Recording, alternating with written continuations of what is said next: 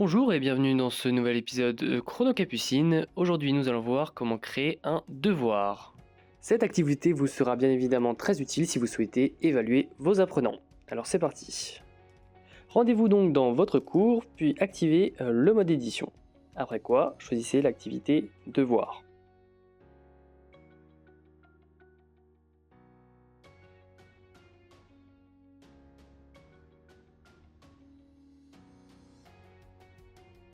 Entrez donc le nom du devoir et n'oubliez pas de cocher la case afficher la description sur la page de cours. Autrement, les apprenants ne pourront pas voir votre devoir.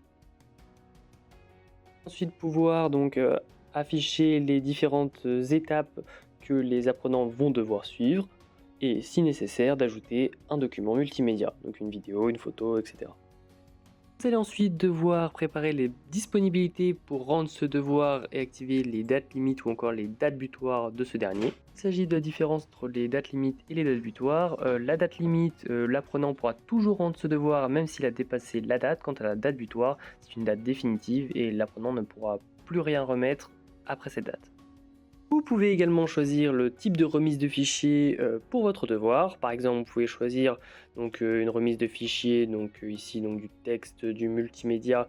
Vous pouvez également faire une sélection sur les types de fichiers qui sont acceptés, donc soit que du PDF, que ce soit que du format Word, que du format HTML. Vous avez ici une grande variété de choix. Ou alors, vous pouvez choisir un texte en ligne, donc directement depuis la plateforme. Vous pouvez également, comme vous pouvez le voir, mettre une limite de mots pour limiter les rendus. Au niveau des types de feedback, donc après ou pendant la correction du devoir, vous pouvez choisir donc différentes annotations. Pour rendre leurs travaux, les apprenants peuvent soit être obligés de cliquer sur le bouton envoyer, soit que ce soit un envoi automatique une fois que le devoir est terminé. Vous pouvez également choisir si l'apprenant dispose de tentatives supplémentaires pour réaliser le devoir. S'il s'agit d'un travail de groupe, vous pouvez également cocher le bouton oui pour que les élèves rendent le travail en groupe et non plus de manière individuelle. Vous pouvez ensuite être informé sur l'état d'avancement des apprenants, par exemple sur l'étape notification, vous pouvez savoir quand est-ce qu'ils ont rendu leur devoir, s'ils l'ont rendu en retard, ou si vous voulez notifier l'apprenant que vous avez corrigé son devoir. Enfin, finissons sur l'une des étapes les plus importantes pour ce devoir, c'est-à-dire la note.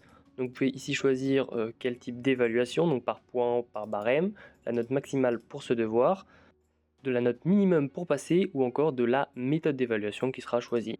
Donc ici nous prenons une évaluation simple, directe, où nous corrigeons directement la copie. Enfin, je vous laisserai voir pour tout ce qui s'agit des restrictions d'accès, donc par exemple d'autoriser le devoir seulement pour un certain groupe ou un type d'apprenant, et également les achèvements d'activité. Donc ici plusieurs options à votre disposition. Par exemple, pour que l'activité soit achevée, l'étudiant doit automatiquement remettre quelque chose ou encore recevoir une note ou une note minimale pour indiquer l'achèvement de cette activité. Une fois que tous les paramétrages sont à votre disposition, il vous suffira de cliquer sur enregistrer et afficher pour tester une dernière fois votre devoir et vous assurer qu'il corresponde bien à vos besoins. Si ce petit tutoriel sur comment créer un devoir vous a plu, n'hésitez pas à nous le faire savoir et je vous dis à très vite pour un prochain tuto Chrono Capucine. A très bientôt.